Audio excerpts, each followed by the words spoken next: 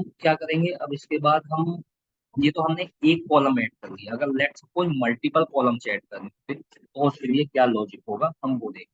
Okay, तो multiple columns add करने late से मैं एक और बोनस वन ऐड करता हूँ फॉर द डमी पर्पज है, उसको मल्टीप्लाई 3 करता हूँ। ओके, तो उसके लिए हम क्या करेंगे, सबसे पहले ये स्लैश लगाएंगे। ओके, उसके बाद हम यहाँ पे स्लैश लगाने के बाद यहाँ सेम ये लिख देंगे डॉट से, डॉट बिट कॉलम, हम दोबारा से डीएफ नहीं लिखेंगे। ओके, एंड उसके बाद लेट से मैंने यहाँ कर दिया मल्टीप्लाई 3 एंड यहाँ मैंने कर दिया बोनस वन।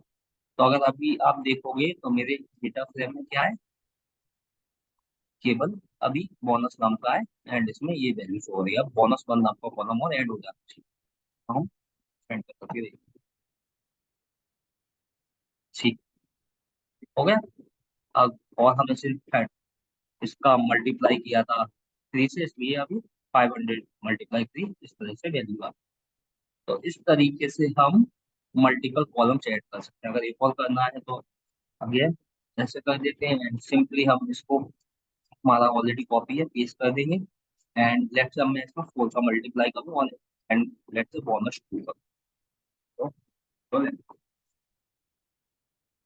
तो इस तरीके से हम सी 500 ओके, तो इस तरीके से हम मल्टीपल कॉलम ऐड कर सकते हैं। हमको क्या करना है, सिंपल ये वाला स्लैश लगाना है एंड उसके बाद डॉट बिट कॉलम के बाद जो भी आपका लॉजिक हो, जो भी मतलब आपका एक्सप्रेशन हो, आपको लेट्स से कॉन्केटिनेट करने हो नैम या कुछ भी करना हो, तो आप यहाँ पे अपना लॉजिक डिफाइन कर सकते। ओके, आई होप इतना यहाँ तक क्लियर होगा।